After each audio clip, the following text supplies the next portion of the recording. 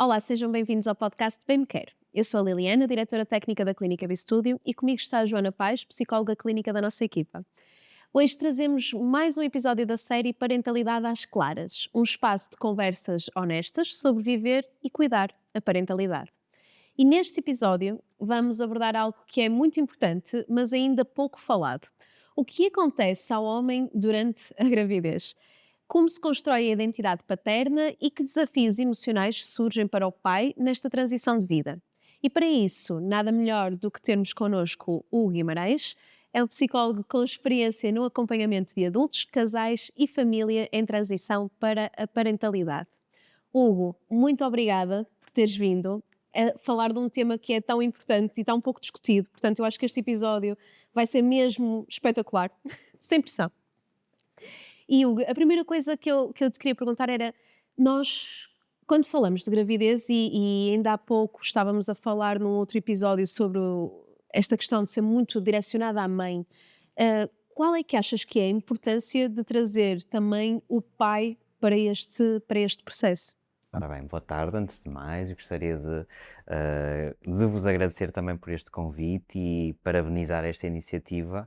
Acho que é muito importante criarem-se estes espaços para partilha e, como disseste, Liliana, para se falarem de temas que acabam por ficar um bocadinho na gaveta e efetivamente o papel do pai tem tido mais interesse nos últimos anos, nas últimas décadas, até em termos da investigação científica. Mas se calhar em 2026 ainda continua a ser um papel um bocadinho secundarizado. Uh, Respondendo à pergunta que me colocas de qual é o papel do pai durante a gravidez ou durante o processo de transição de parentalidade.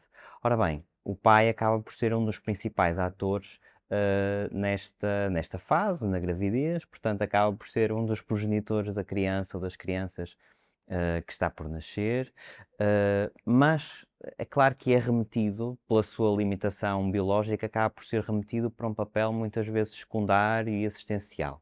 Portanto, a transformação física é visível no corpo da mulher, da mãe. As pessoas muitas vezes felicitam a mãe quando veem a barriga. Às vezes até se esquecem também do seu próprio companheiro, não é? E neste sentido, o pai acaba por ficar muitas vezes um bocadinho esquecido, mas tem um papel e deve ter um papel ativo nesta transição. Claro, de assistência, quando falo de assistência digo de apoio, também à mulher que está a passar por estas mudanças corporais, mudanças hormonais, portanto, é claro que o pai terá sempre esta limitação física, biológica, por não sentir os primeiros pontapés, não sentir os enjoos, não sentir estas mudanças no corpo, mas sem dúvida que tem aqui um papel de assistência à mãe, um papel também de companheiro e de participante ativo. Portanto, acontece muitas vezes nos sistemas de saúde, as indicações, os conselhos médicos serem muito dirigidos à mãe e, portanto, às vezes há profissionais que acabam por só dirigir-se e dizer à mãe o que é que vai acontecer, o que é que devem fazer, e o pai fica a ouvir, não é? Mas, efetivamente, terá que ser conduzido e integrado nesta conversa e levado a participar e ser questionado também relativamente às suas dúvidas, às suas inseguranças, aos seus medos.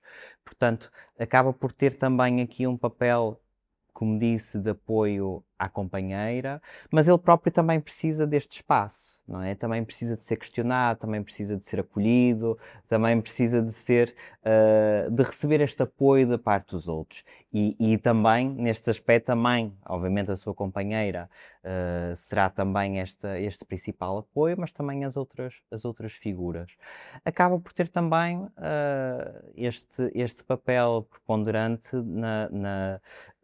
na preparação para a chegada desta criança, não é? De como é que vai ser, as expectativas, os projetos, os planos. Portanto, neste sentido, pode, aqui já não há limitações, portanto, pode até ter um papel tão ativo quanto a mãe. Sim, acho que nós durante a gravidez, não é, nós é dada muita atenção sempre à mãe, não é? As análises à mãe, o bem-estar da mãe, porque influencia também diretamente o bebé. Eu às vezes digo ao meu companheiro para não ficar muito zangado que é só por causa do bebé que está a haver este ênfase todo. Mas o papel do pai acaba por ser muito importante, não só, como estavas a dizer, no apoio à mãe, porque a maior parte dos conteúdos que eu vejo, se calhar, são sobre como é que o pai pode apoiar melhor a mãe, mas também na preparação para a chegada do bebé. E eu sinto que muitas vezes o pai fica um bocadinho à parte, mais marginalizado nesta parte da preparação para a chegada e no pós-parto e do parto. E a minha pergunta para ti é: achas que se o homem se sentir mais marginalizado no processo, isto pode levar a alguma alienação dele para com o processo também assim? Uhum, sem dúvida, sem dúvida. Acaba por ser também ser criada desde já um obstáculo, uma barreira, não é? Acredito que isso poderá dificultar até o seu próprio envolvimento com a criança, a ligação a esta tríade, não é? Da participação na relação da mãe com a criança, portanto, a sua participação no sistema. Uma vez que acho que é muito importante criarem-se aqui espaços também de competência, de eficácia, ou seja, que o pai, o homem, também se sinta um agente ativo que é capaz de promover e providenciar cuidados. E o que acontece é que, historicamente, se calhar se formos lá atrás, o pai era muito visto, já teve vários papéis. Não vou agora ser muito teórico em relação a isso, mas se calhar vou destacar um que teve, se calhar foi predominante até, digamos, ao início do século XX, que foi o papel do sustento económico, do provedor. Portanto, aquela figura que está encarregue de proteger a família, de assegurar a sua subsistência e pouco mais do que isto. E se calhar nessa atribuição tão restrita de papéis, o pai acaba por ter poucas oportunidades para desenvolver tarefas ou competências de cuidado. E falo ao nível do cuidado, dos cuidados básicos, como o alimentar, o dar banho, o vestir, portanto, todas essas tarefas de higiene, saúde, alimentação, mas também a componente mais afetiva, mais emocional, portanto, o ser um porto seguro, poder abraçar, beijar a criança, brincar, proteger, não ser aquela figura distante e austera, mas também ser um papel, um protetor emocional, digamos assim.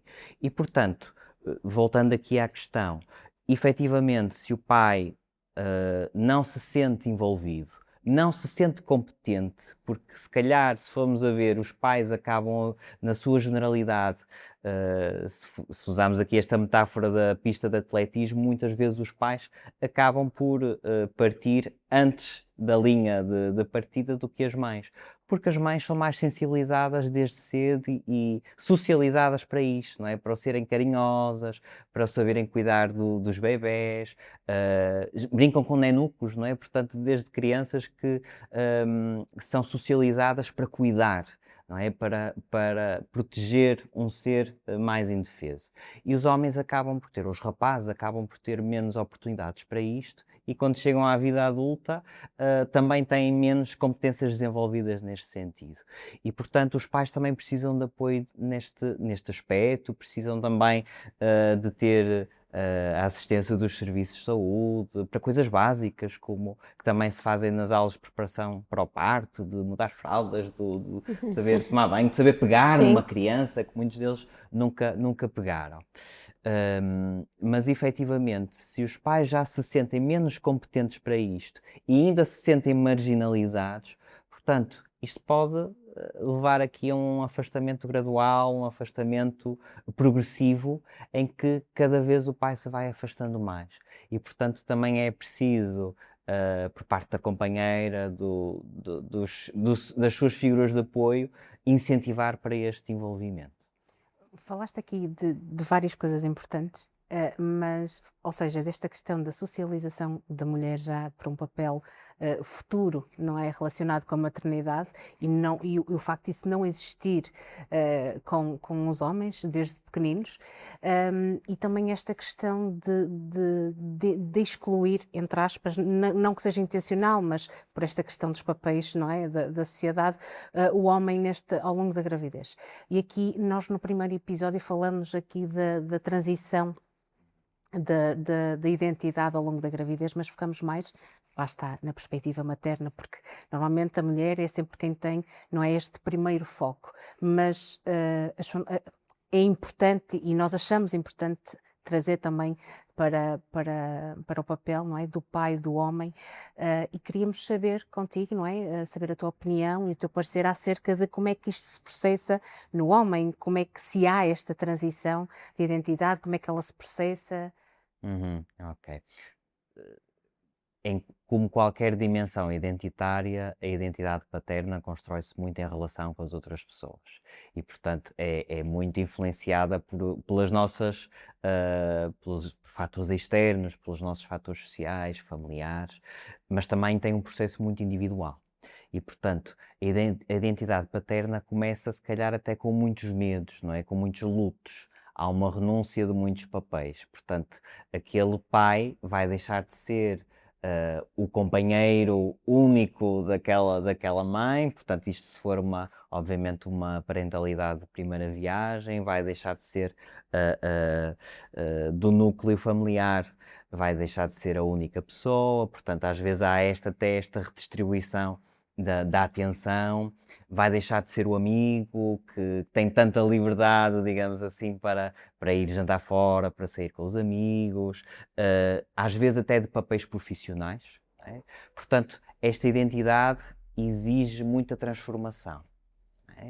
É claro que não podemos dissociar também a identidade paterna daquilo que foram os nossos modelos, daqueles que foram os modelos mais predominantes com os quais crescemos. Portanto, a literatura até aponta aqui para duas vias. Ou nós vamos replicar aquilo que nós tivemos, claro que nunca replicamos na totalidade, mas vamos seguir mais ou menos a mesma linha, ou então se sentirmos que queremos ter um modelo de parentalidade diferente, se calhar vamos corrigi-lo ou vamos transformá-lo um bocadinho, vamos de alguma maneira modificá-lo. Costuma-se dizer, não é? Um pai nasce, mas isto não é um processo logo imediato. Não. E falavas aqui desta questão da identidade paterna, não é? Quais são assim as premissas mais importantes para esta construção de identidade? Por exemplo, falamos da redefinição de valores, de prioridades, este luto, muitas vezes que os pais ou que os homens podem sentir aqui alguma dificuldade, e era isto que eu gostava de perceber e gostávamos de perceber contigo, e acho que as pessoas também estão ansiosas porque sabemos que é pionário esta abordagem deste tema, mas que tipo de tópicos é que podem estar aqui associados? Ou seja, este luto não é associado àquilo que eu era, se eu vou perder, não é esta noção de eu deixo de ser quem sou, ou passo a expandir-me para abrir este novo papel? Acho que disseste uma coisa muito interessante, Joana, que é não é a partir do dia em que nasce a criança, nem antes na gravidez, que se forma e se consolida, mas pronto, não é no dia do nascimento que se consolida a identidade paterna. É uma identidade em contínuo, não é? Que vamos, se calhar, em cada fase, redescobrindo novas dimensões dessa identidade. E, portanto, quero também acreditar até que um pai de um adulto, não é? Que continua a ter esta identidade também em transformação, porque os papéis se vão adaptando consoante as necessidades. Acho que a identidade paterna, talvez até buscando aqui um bocadinho do que referi há pouco, traz também aqui a descoberta de um papel de cuidado. E aqui não quero... Eu estava-me a lembrar daquilo que falaste da visão do Isso. homem ao longo a visão do papel do pai ao longo dos anos e esta evolução. Isso. Como é que isto muda agora? De cuidado e também de vulnerabilidade e fragilidade. E eu não quero fazer aqui generalizações. Tenho a certeza que há muitos homens que têm estas competências desenvolvidas e que foram também educados e sensibilizados para isto. Se calhar aqui vamos até beber de outras influências, de outras abordagens, até ao nível da masculinidade, não é? Do que é ser homem, do que é ter medo, do que é, no fundo, expressarmos as nossas emoções de uma forma segura. E acredito que a identidade paterna também tem muito desta descoberta de vulnerabilidade, não é? De que traz receios, traz desafios, traz incertezas, e muitas vezes temos associado esta figura estoica do homem, de, lá está, o tal provedor tradicional de família, portanto, que tem tudo sob controle, tem tudo assegurado, desenrasca-se, não é? Dá sempre a volta. E às vezes os pais também sentem medo. Também têm dúvidas, também não sabem como fazer as coisas, também têm momentos em que se calhar lhes apetece chorar, ficam zangados também, apesar disso até ser uma emoção mais socialmente mais atribuída aos homens, não é? Mas eu diria que a identidade paterna também tem muito desta descoberta da fragilidade humana, não é? E se calhar até, se formos a estas abordagens mais psicanalíticas, mais psicodinâmicas, até se fala um bocadinho da parentalidade como uma primeira descoberta da finitude da vida, não é? Porque o ciclo de vida vai avançando, não é? De repente temos uma descendência, temos uma geração seguinte para cuidar, não é? Deixamos de ter aquele lugar de privilégio de cuidados. Sim, de Não é? sermos só De nós. sermos só nós, não é? O homem a ser cuidado, a ser o príncipe da família, digamos assim, e de repente tem uma pessoa, uma geração abaixo, e tem essa responsabilidade de cuidar dessa criança. Eu acho importante nós aqui falarmos também um bocadinho sobre os papéis do pai e da mãe e de não serem estanques, não é? Porque se calhar tem-se ainda pegando nesta linha da evolução, não é? Eu acho que ainda se tem muito presente que o papel do pai, e se calhar o pai tem para ele também presente esta responsabilidade única de providenciar para a família. Mesmo embora, não é, nós agora trabalhamos os dois, não é? Ou seja, normalmente o casal, os dois elementos vão providenciar. Mas acho que ainda é muito atribuído ao pai este papel de providenciar, e pode causar mais stress a um futuro pai, até neste sentido de eu tenho que conseguir manter o meu trabalho, conseguir manter este rendimento para que a minha família esteja bem. E à mãe é sempre muito atribuído o papel de cuidar, de se calhar de brincar, de fazer outro tipo de atividades ao bebé. E acho que o pai agora quer começar a entrar no outro papel também, porque a mãe também já tem um outro papel. Uhum. Então acaba por ser E ainda uma bem. mistura, não é? Ou seja, mas não é uma adaptação fácil, porque eu acho que nós caímos sempre no mesmo padrão, que é, eu já vi isto acontecer socialmente, parece-me sempre que é mais a responsabilidade do pai este providenciar, enquanto que a mãe, se calhar, tem aquele papel de cuidar, consegue também providenciar em parte, não se estressa tanto com aquilo, mas o pai está nervoso com aquilo, com o providenciar para a família, e ao mesmo tempo quer entrar naquela relação mais próxima com o filho, não é? Porque também não acho justo. Às vezes aquela questão mas a minha relação é mais próxima porque eu aqui o sinto desde. Uhum. São relações diferentes, mas a proximidade não tem que ser diferente, não é? E os Exatamente. papéis podem se misturar com a família, certo? Uhum. Ou seja, Certo. o homem pode se preparar para mistura. Certo, certo. Acho que não podemos também esquecer fatores socioculturais, as questões de género, não é? Porque, como dizia há pouco, não foi em vão que eu salientei este papel do pai, tipicamente de provedor de sustento económico, porque mesmo em 2026 continua a ser um papel muito expressivo, mas que se calhar já não é já não depende tanto só do homem, não é? Mas continuamos a atribuí-lo, não é? E se calhar aqui também teríamos que ter aqui um episódio de 2 horas para falar de questões de género, desigualdades, não é? Porque infelizmente os homens continuam ainda a ganhar mais do que as mulheres, a parentalidade as licenças de paternidade continuam a ser muito mais escassas para os homens, apesar de ter havido até um progresso nesse sentido, mas as licenças são pouco partilhadas de forma equitativa e, portanto, as mulheres,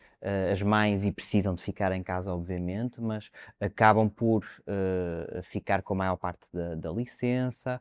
Portanto, há aqui muitas questões sociais que acabam por fomentar esta atribuição, ainda nos dias de hoje, ao papel do homem enquanto sustento económico. E também a educação que damos aos nossos rapazes, às nossas raparigas, não é? Continua a ser a menina a ter que ser meiga, o rapaz pode fazer estas diabruras que, pronto, é rapaz e tem desculpa, as meninas têm que ser mais bem comportadas, têm que cuidar umas das outras e, portanto, há aqui ainda muitos estereótipos que acabam por ser, que se calhar até começam a ser obsoletos, mas que na verdade, teoricamente, não é? Mas que na verdade, na prática ainda se vêem, não é? E que não ajudam a que efetivamente o pai esteja numa posição mais próxima da mãe. E como dizias, Liliana, efetivamente eu acho que um homem nunca saberá da mesma forma experienciar o que é a gravidez, não é? No seu próprio corpo. Não é? Estamos a falar de homens cis, mas efetivamente a presença, o toque, o acompanhamento, o diálogo acerca disso também o torna um papel muito ativo, não é? Muito próximo do que é a experiência da gravidez da mulher. Ou seja, isto aqui é importante porque falamos outra vez, não é? Como já falamos noutros podcasts, que é a importância do casal nesta fase, tendo em conta todos estes preconceitos que acabam por acompanhar, não é? A evolução, é importante que eles se tornem uma equipa e estejam aqui em sintonia sem para que dúvida. consigam, não é? Partilhar todas estas questões e tornar-se, no fundo, o apoio um do outro, mas também igualarem ou tornarem equitativa aqui um bocadinho a experiência de que é a gravidez. Mas a gravidez, não é? No fundo, para o casal, ativa aqui histórias antigas e ainda há pouco falaste nesta questão dos padrões familiares, não é?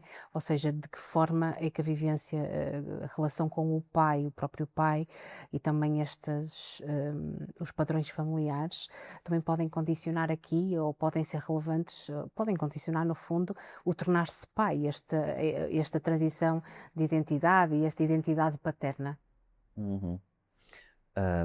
Ou seja, em que medida é que os padrões familiares também Sim, sim. condicionam esta identidade?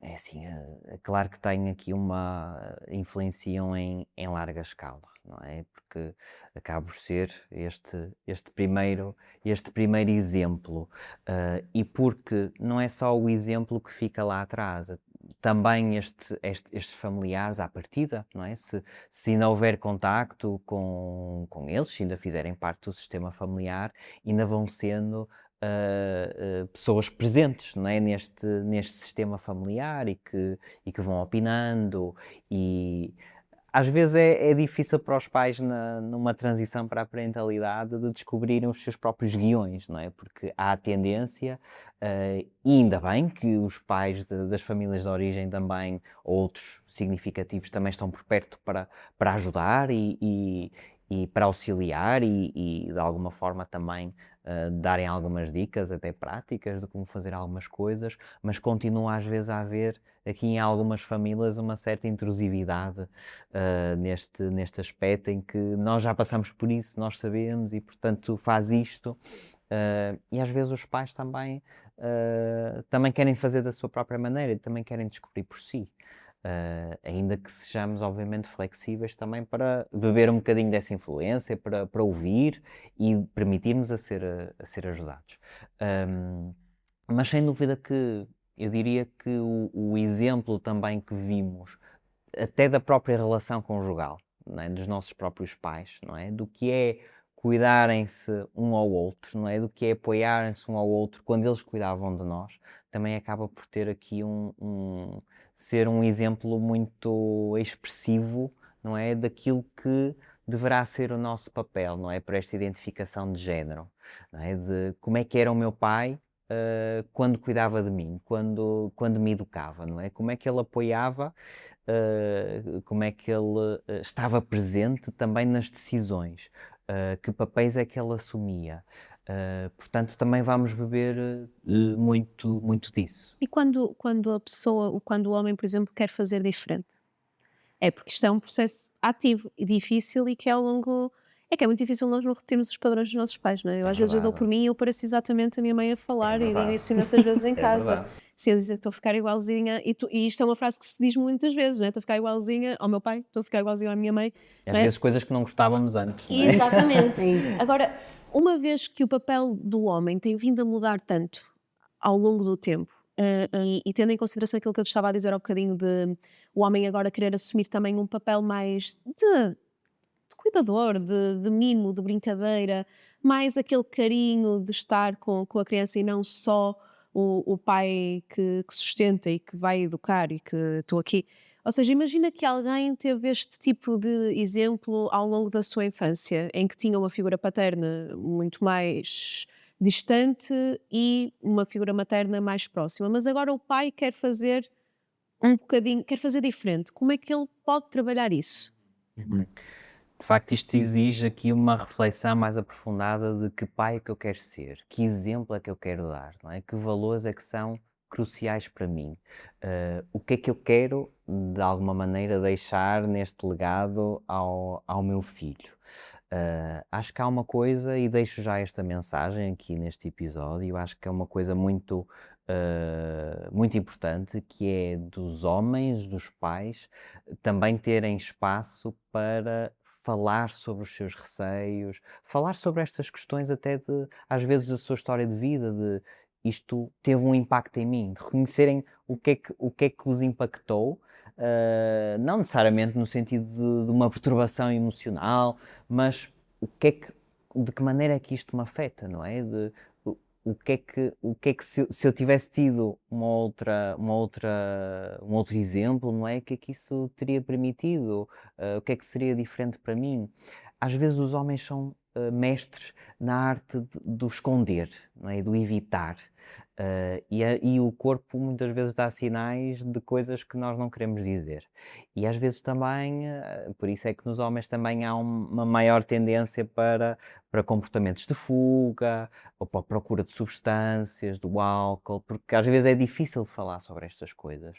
Mas acho que isto, apesar de ser um trabalho individual, em primeiro lugar, não é? De pensarem que modelo é que eu quero também que o meu filho tenha, filho ou filha, não é? Porque ele um dia também poderá vir a ser pai ou mãe, se assim o desejar, mas isto também acaba por ser um confronto, não é? Quase frente imaginário, não é? De o que é que eu quero absorver do exemplo dos meus pais, o que é que eu quero fazer diferente, de maneira que eu consigo fazer diferente, não é? O que é que eu preciso? Que ferramentas é que eu preciso? E às vezes não são coisas assim tão difíceis de conseguir. Às vezes é o conversar mais com o filho à hora da refeição, às vezes é o ir buscar à escola, é o perguntar como é que correu o dia, é dar um carinho, é tocar, não é? É abraçar. A verdade é que os pais também sempre foram muito vistos como companheiros de brincadeira, mesmo em papéis mais distantes, mais periféricos, não é? Mas para além do brincar, não é? De o dar segurança. Às vezes pode ser também contar uma história antes de ir dormir. Às vezes pode ser o papel assistencial em coisas em que o pai não consegue participar, como por exemplo na amamentação, não é? Mas o estar lá, o tocar, o embalar depois de amamentar. Portanto, isto depende muito de caso para caso, mas acima de tudo, acho que é ir procurando pistas de que pai é que eu quero ser, sem expectativas aqui, porque isto também é difícil querer-se tudo ao mesmo tempo, não é? Mas existe, depois geram-se aqui muitos processos de autocrítica, de ansiedade, e temos que ser pais suficientemente bons. Havia um psiquiatra que falava disto, que é o Winnicott, não é? De ser pais suficientemente bons que aprendem e aprendem também com os erros, não é? Que depois fazem melhor. Não são pais perfeitos. Sim. acho que não existem pais perfeitos, não é? Existem pessoas que fazem o melhor que têm com as ferramentas que têm disponíveis e o interesse em querermos aprender e melhorar é aquilo que nos vai ser suficientemente bons, não é? E acho que aqui também fazendo uma transição, tu estavas a falar um bocadinho da validação dos sentimentos do pai, não é? E essa validação ocorrer, ou seja, o pai validar os seus próprios sentimentos, mas também em casal. Ou seja, de o casal poder validar o sentimento do pai também. E não vem-me à mente às vezes, não é? De, por exemplo, automaticamente dizer ao meu companheiro: sabes lá, também, tu agora parece que estás grávido, não é? Quer dizer, eu às vezes digo isto e é errado, é completamente não é? Porque ele também de facto está, não é? E digo-lhe isto às vezes na brincadeira, digo, acho que até já te disse a ti, Joana, que ele parece estar mais grávido que eu, porque fica enjoado ou não quer comer determinadas E isso é coisas. possível, isso acontece, não Pois, é? lá está. Ou seja, mas acho que inconscientemente eu também se calhar não valido propriamente o sentimento dele Uhum, relativamente uhum. à parentalidade e é importante o casal também trabalhar isso em conjunto, não é? Exatamente, sim. É. E isso acontece, está documentado, há mesmo gravidezes psicológicas, acabam por ser reações psicossomáticas, não é? Que aproximam muito da gravidez e que não é propriamente patológico, não é? E não quer dizer que aquele pai queira ser mais pai do que os outros que não têm esses sintomas. Mas muitas vezes refletem também isso, não é? A necessidade de pertença, não é? De aproximação a esta experiência. Por isso acaba por ser aqui, às vezes, mecanismos inconscientes do nosso corpo que relatam isto, não é? É quase a mensagem do corpo de eu quero estar grávido também, eu quero sentir isto, quero estar perto disto. E aqui é importante o casal também ter estratégias, porque a verdade é que a gravidez muda tudo, não é? Na vida de um casal. De repente deixam de ser eles os dois e vai passar a haver mais um pequeno ser para cuidar e acho que pode ser desafiante, principalmente numa primeira fase, mas se calhar até, depois diz-me se estou certa ou errada, não é? Se calhar até é a fase que é mais importante isto manter-se, que é manter a relação, ou seja, manter a Sem dúvida, cumplicidade, manter a sem dúvida. comunicação, não é? Como é que a parentalidade pode afetar a relação e que fatores a que os casais devem de estar atentos Sim. ao longo deste percurso? É importante, principalmente numa primeira fase, diria. No primeiro semestre é uma altura, primeiro semestre depois do pós-parto, não é? É uma altura particularmente sensível também a isto, mas começa já na gravidez, não é? Portanto, alguma ansiedade, algum criticismo, lá está, aqui no teu caso acaba por ser uma coisa muito ligeira e até com algum humor, não é? Mas em alguns casos pode haver aqui precisamente alguma hostilidade, algum afastamento, precisamente também quando existem expectativas diferentes ou expectativas também frustradas sobre o que deve ser o papel e o suporte um do outro, não é? Mas particularmente no pós-parto, em que existe uma transformação tão grande a nível físico, a nível hormonal, a nível psicológico, social, é natural que o casal se afaste um bocadinho um do outro, não é? E que a satisfação conjugal decresça de alguma maneira, porque há menos tempo para o casal, estão mais cansados, não há tanta intimidade, seja afetiva, sexual, portanto, há menos espaço, o casal fica um bocadinho, o sistema casal fica um bocadinho eclipsado pelo sistema parental. Portanto, mas claro que também temos que perceber o ponto de partida. Portanto, se já começamos em desvantagem, o impacto vai ser maior. Portanto, o casal tem que estar muito atento à forma como lidam com o outro, que espaços é que encontram mesmo assim para falarem um com o outro, para conversarem. Eu acredito que nas primeiras semanas vai ser muito difícil fazerem outras coisas, terem espaço para o casal, fazerem outras coisas que não cuidar da criança e ver se ela está a dormir e cuidar dos biberões e etc. Mas gradualmente isto tem que aparecer, não é? Acho que nunca se pode esquecer de que antes de serem pais foram um casal um dia. E precisamente para se estes sistemas coabitam, não é? Se estamos todos na mesma casa, se há aqui uma junção destes sistemas, é preciso cuidar deles e é preciso que o casal também esteja bem. não é? Que esteja em harmonia, e que cuidem um do outro, que ouçam também o que é que cada um está a sentir. E isso trabalha-se, desculpa, Joana, isso trabalha-se já na gravidez, não é? Ou seja, a Sim, importância de exatamente, sentarem os dois a exatamente. conversar sobre as expectativas de cada Sim, um sim, e sim, de delinear e de sim, validar sim. as emoções de E se cada um. calhar até gostava de deixar este desafio, não é? De as próprias mães também desafiarem os seus parceiros para isto, não é? Sim. De perguntarem como é que está a ser para eles. Porque já tive relatos, já li imensa coisa até nas aulas de parto, não é? Que supostamente é para o casal, muitas vezes o pai também se sentir mais à margem, não é? Pois. Porque é tudo. O pai é que vai fazer à mãe, não é? Ou que vai ajudar a mãe, Sim. ajudar a mãe. E portanto, os pais começam a ficar aqui um bocadinho na sombra. E, portanto, também desafio as mulheres para estarem particularmente atentas a isto, não é? O que é que sentem diferente do companheiro, o que é que ele precisará, e perguntar, e averiguar. E se calhar até é interessante. E eu acho que nós ficaríamos aqui muito mais tempo a conversar sobre isto, porque Ficaríamos. está a ser muito interessante. Mas agora que já que deixaste um desafio aqui às mães, eu peço-te que deixes, no fundo, uma mensagem a todos, que é o que é que nós não nos podemos esquecer quando falamos da parentalidade e, no fundo, neste caso, sobre tornar-se pai. Uhum. Acho que não nos podemos esquecer que somos pessoas, acima de tudo, com limitações, com muitas potencialidades, e potencialidades essas que podem ser sempre ampliadas, trabalhadas, com os estímulos certos, com as pessoas certas e com os contextos certos.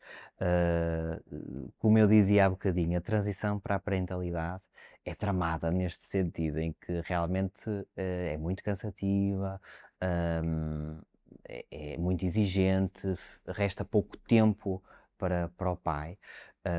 Aqui estou, se calhar, a focar no pai, mas efetivamente não nos podemos esquecer que somos uma pessoa também independente, um organismo, um indivíduo autónomo, somos um casal, não é? E gradualmente isto vai se encaixando, não é?